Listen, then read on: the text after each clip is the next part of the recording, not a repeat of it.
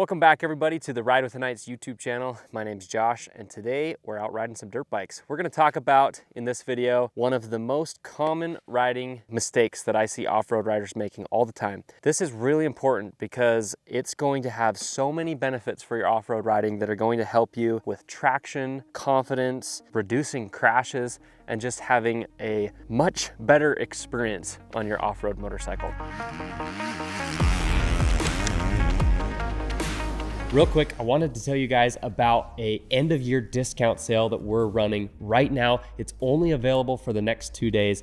Click the link in the description, head over to ridewiththeknights.com. There you will be able to get 50% off your first month if you do our monthly subscription, or you can actually choose between an annual membership or even a lifetime membership, both of which are 50% off right now, only for the next 2 days. Head over to ridewiththeknights.com and we will see you guys inside the course. So let's jump right in. We're first going to talk about what the technique is. Second, we're going to talk about some of the side effects to doing it wrong or doing it correctly. And then third, I'm going to share my advice to a couple tips to help you guys implement it. So first, let's talk about the technique itself. And that is your knee position, especially in relation to your toes. Right now I'm sitting. Where most riders get this incorrect is when they stand up. The technique that I like to teach is to actually just be aware of where your knee is in relation to your toes and to always try to keep your knee in line, if you draw a vertical line, in line with your toes or a little bit behind, okay? It's a really quick and easy thing to spot. So it's something that I'm kind of typically aware of when I'm watching other riders or when they're asking me for some tips.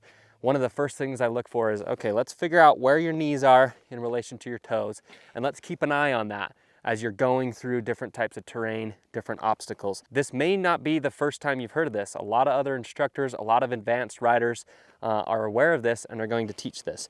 Again, it's simply the relationship of your knee position to your toes. Always keep your knees in line or behind your toes. Let's move on to part number 2, which is the sort of side effects or the reason why you want to practice this correctly and what can go wrong when you're not really focusing on this. So really, the purpose of riding with your knees in line or behind your toes is what it's going to do to the rest of your body. If you notice, when I'm in the sitting position and I go to the standing position and I don't really care about my knee position, if I just kind of stand straight up, you'll notice a couple things. Number one, my knees are now in front of my toes.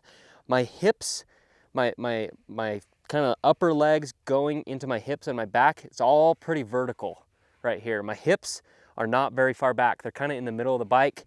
My head and everything is up tall. I'm standing up really tall when I do this. So the first thing that's going to happen when you drop those knees back is you'll notice how much further back my butt and my hips get. It sort of pushes the whole back of your body towards the back. The very first thing that this proper knee positioning is going to do is it's going to help you unlock your hips. So really the technique that we're practicing is getting those hips back and unlocking our hips. But the knee position is just a trick to sort of help us accomplish that. There's also some other benefits where we're able to make a lot of contact with our legs and our knees to squeeze the motorcycle and control it. But really, the knee position is just an indicator to help us get those hips back. Again, I'll illustrate this for you guys. If I stand up vertically like this and keep my knees forward, I'm standing up really tall. I'm not really executing the attack position very well. If I focus on getting those knees back, I unlock those hips. The reason we want to focus so much on unlocking our hips is what it does is it allows the lower half of our body to move independently from the upper half. So when we're racing, hitting those bumps, we can adjust, compensate, and allow this lower half of the body to move and not affect our upper body that's going to continually be pointed straight down the trail. We want to be able to hinge, absorb all those bumps and impacts without getting kicked around. The side effects, the negative side effects of standing up with your knees forward, you're going to often find riders standing up into this position, their knees are really far forward. You're going to be in a compromised position where your hips are not unlocked very well. Your back can often kind of get arched. A lot of that energy from those impacts that are coming from the ground beneath, that energy is transferring from the foot pegs all the way up our body into our back, our spine, and our shoulders, and affecting our ability to ride the motorcycle. Unlocking our hips again with proper knee position is going to allow us to absorb those bumps and keep our upper body totally clean and ready to ride forward. Another significant side effect to keeping those knees forward is you'll notice a lot of my weight when I stand up and keep my knees forward. A lot of riders hang out here, or more so on their arches in here. A lot of this weight is being put on the front tire. We want to evenly distribute our weight forward and rearward so that we're very balanced on the motorcycle. We're not leaning too far forward. We're also not leaning too far back. We want to be right in that perfect equilibrium where we're just balanced forward and rearward. A lot of riders hang out with their knees a little too far forward. They're putting so much weight and trust into that front end. It can be really challenging because as soon as something affects that front end, whether it be traction, a rock, or impact, all of that weight is there and it can easily kick you, throw you off the bike.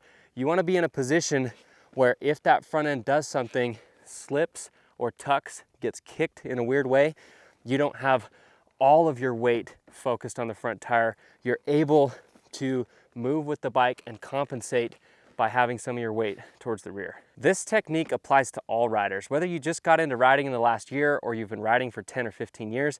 When we go out and do riding schools and work with riders, more often than not, beginner and even amateur level riders are riding in a compromised position with their knees too far forward.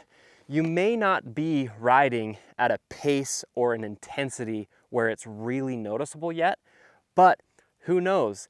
This technique flaw could be the reason that you're kind of plateaued. And if you proactively focus on adjusting this technique, you may be able to immediately make some gains in your pace and your intensity on the motorcycle. Although this is a really simple illustration, knees in line or behind the toes, it can be very challenging as a rider to understand or recognize where you're at in that position. So I invite you to do two things. Number one, just be aware of it while you're riding. Be proactive, look down every once in a while and kind of observe and do your best to kind of determine where your knees are.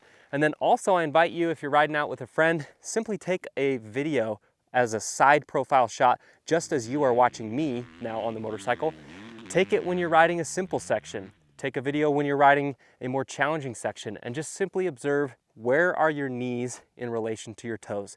The rule is really simple. Again, the purpose is to help you achieve that proper attack position and unlock your hips. The last section of this video is my advice to help you implement this into your riding. One of the first things I would encourage you to start practicing is focusing on that muscle memory from that sit to stand transition. This is where it all begins. If you can develop a good habit of going from that seated position to the standing position and locking your knees behind your toes, then all you have to do from there is practice staying there. It all begins with that sit to stand transition. If you have a muscle memory or a habit developed where you stand directly up like this, you're gonna hang out there when you're in the standing position. So I really encourage riders to be aware of that. Focus on when you're transitioning from the seated position up to the standing position and try and sort of break that habit. Form a new one where you're focusing a little bit more on dropping those knees back. You'll notice of how drastic or kind of exaggerated that movement is when I'm coming out of a corner or accelerating and I immediately stand up. You'll notice how my head kind of stays in the same spot. It's really a knee and hip motion towards the back of the motorcycle. A lot of riders, when they go from seated to standing, they stand straight up like this.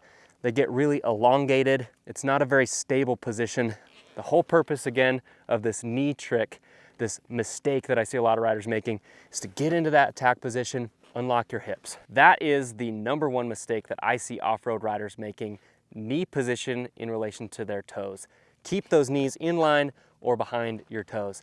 Thanks guys for watching the video. If you're interested in learning more techniques like this or learning more about improving your off-road riding, head over to ridewiththeknights.com. There we have tons of resources. We dedicate all of our time to helping you become a better off-road rider. We have a complete online course where we have new training videos every week.